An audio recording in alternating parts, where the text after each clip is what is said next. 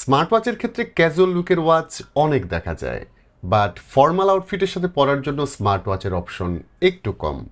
So যারা formal লুকের stainless স্টিলমেট কোনো ওয়াচ খুঁজছেন, আজকের ভিডিওটি তাদের জন্য। আজকের ভিডিওতে কথা বলবো ইউফ্লাই অরোরা 2 নিয়ে, যেটাতে প্রিমিয়াম ডিজাইন প্লাস প্রচুর ইউজফুল ফিচার থাকছে।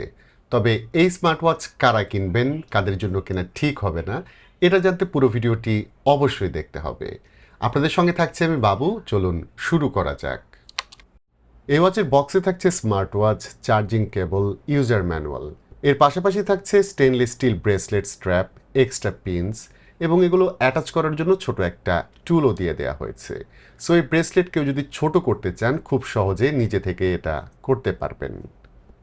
টকিং অ্যাবাউট সাইজ, এই ওয়াচ মিডিয়াম টু লার্জ রিস্টের জন্য একদম ঠিক আছে। তবে এক্সট্রা স্লিম যাদের রিস্ট, তাদের ক্ষেত্রে এই ওয়াচ কিছুটা ওভার সাইজ ফিল দিতে পারে।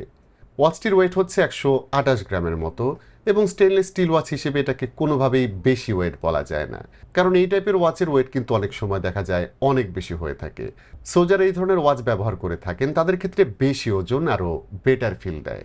ওয়াচটি স্টেনলেস স্টিল দিয়ে তৈরি। এর দুইটা কালার ভ্যারিয়েন্ট আছে, একটা হচ্ছে ব্ল্যাক আর একটা হচ্ছে সিলভার। আর এই ওয়াচটাতে 180 ওয়াটার রেটিং আছে। সো এটা হাতে পরে 10 মিটার পানির নিচেও যেতে পারবেন। তবে এরকম একটা ওয়াচ পরে সাঁতার কাটা মেবি খুব একটা প্র্যাকটিক্যাল না, বাট ডে টু ডে ইউজে লাইক উঁচু করা বা গোসলের ক্ষেত্রে এই রেটিংটা অবশ্যই কাজে লাগবে। ওয়াচের ডান দিকে 3টা বাটন আছে। একদম ওপরেরটা হচ্ছে ডিসপ্লে অন অফ করার বাটন, মাঝখানেরটা রোটেটিং ক্রাউন, আর নিচেরটা ডেডিকেটেড বাটন হিসেবে কাজ করে। অ্যান্ড গুড থিং ইজ, এখানে নিজের পছন্দ অনুযায়ী যে কোনো অ্যাপ বা টুলস অ্যাসাইন করা যাবে। নিচের দিকে থাকছে মাইক্রোফোন, আর অন্য পাশে থাকছে স্পিকার। মাইক বা স্পিকার এই ওয়াচের ক্ষেত্রে এক্সপেক্টেড পারফরমেন্স করেছে, মানে কলিং নিয়ে কোনো ইস্যু নাই, দুই পাশেই কথা ভালো মতো শোনা যাবে।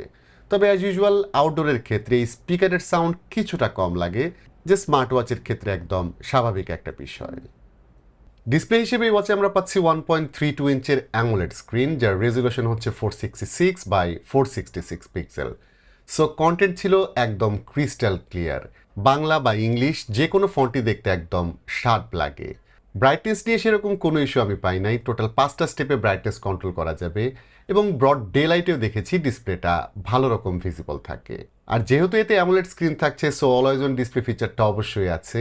এই ওয়াচে অলওয়েজ অন ফেস হিসেবে অ্যানালগ এবং ডিজিটাল দুইটা ফেসই পাওয়া যাবে।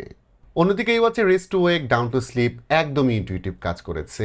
হাত রেস্ট করার সাথে সাথে ডিসপ্লেটা অন হয়ে যায়, নামিয়ে নিলে ডিসপ্লে বন্ধ হয়ে যায়, এবং আমাদের ব্যবহারে এটা একবারের জন্য মিস করেনি। তবে এই ওয়াচে কিন্তু cover to turn off display ফিচারটা থাকছে না। এবার আসা যাক কানেক্টিভিটির কথায়। ওয়াচটিতে ব্লুটুথ 5.3 থাকছে, কানেক্ট করতে পারবেন অ্যান্ড্রয়েড এবং আইওএস দুই প্ল্যাটফর্মেই। আর যে অ্যাপ দিয়ে এটি কানেক্ট করবেন সেটার নাম হচ্ছে উইফ্লাই ফিট। এই অ্যাপে এক্সট্রাঅর্ডিনারি কিছু থাকছে না, লুক বা ফিচার অন্যান্য কোম্পানির অ্যাপের মতোই, মানে হোম স্ক্রিনে অ্যাক্টিভিটি ফিটনেস কার্ডগুলো দেখা যাবে। ডিভাইস ট্যাবে গেলে সেখানে এক্সট্রা সেটিংস পাওয়া যাবে, এবং এখান থেকে 100টারও বেশি ওয়াচ ফেস অ্যাক্সেস করতে পারবেন, যেখানে অনেক রকম ফেস থাকছে। ওয়াচে বাই ডিফল্ট 7টা ওয়াচ ফেস পাওয়া যায়, বাট এখানে ক্যাটাগরি অনুযায়ী অনেক রকম ফেস পাওয়া যাবে। এখানে জানিয়ে রাখি, এই অ্যাপের মাধ্যমে ওয়াচের যেসব হেলথ বা ফিটনেস ডাটা থাকছে সেগুলো অ্যাপল হেলথের সঙ্গে সিঙ্ক করতে পারবেন, প্লাস যারা স্ট্রাভা ব্যবহার করেন তারাও এখান থেকে কানেক্ট করার অপশন পাবেন। তো এই অ্যাপ থ্রু ফোনের অলমোস্ট সব নোটিফিকেশন স্মার্ট ওয়াচে পাওয়া যাবে। কল রিসিভ করা যাবে, আগেই বলেছিলাম, এবং ভালো বিষয় ছিল হোয়াটসঅ্যাপ কলও কিন্তু এই ওয়াচে রিসিভ করতে পারবেন। আর এই ওয়াচে যেহেতু প্রপার বাংলা সাপোর্ট থাকছে, সো বাংলা নোটিফিকেশন একদম ক্লিয়ারলি দেখা যায়। ফন্টের ক্ষেত্রে স্পেসিং, আকার ওকার, যুক্তাক্ষর একদমই ওকে থাকে। হেলথ রিলেটেড ফাংশন সবই এই ওয়াচে পাওয়া যাবে, like heart rate monitor, blood oxygen, sleep বা স্ট্রেস ট্র্যাকিং সবই আছে। আর আমাদের এক্সপিরিয়েন্স অনুযায়ী মেজারমেন্টগুলো রেফারেন্স হিসেবে একদমই ওকে ছিল।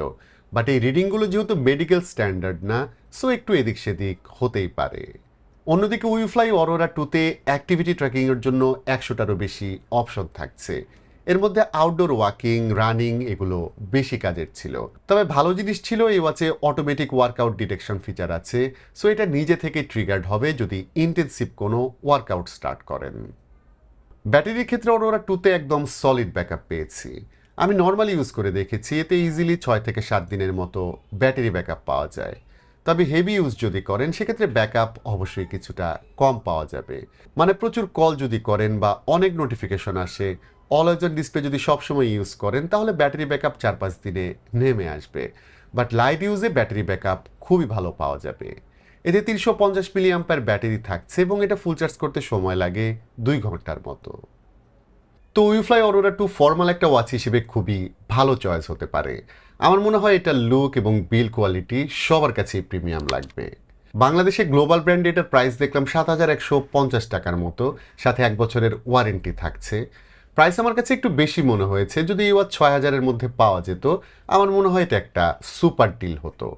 আর একটা বিষয় নিয়ে হয়তো অনেকেই বলতে পারেন যে এই প্রাইসের ওয়াচে কিন্তু জিপিএস থাকছে না, যেটা এই রেঞ্জের অনেক ওয়াচে কিন্তু পাওয়া যায়। বাট অরোরা 2 বেসিক্যালি একটি ফর্মাল সেগমেন্টের ওয়াচ, স্পোর্টস টাইপ কিছু না। সো জিপিএস এটার ক্ষেত্রে খুব ইম্পর্টেন্ট একটা ফিচার, এটাও কিন্তু আসলে মনে হয় না। যাই হোক, আজকের ভিডিওটি এখানে শেষ করতে হচ্ছে। সবাই ভালো থাকবেন, অনেক ভালো।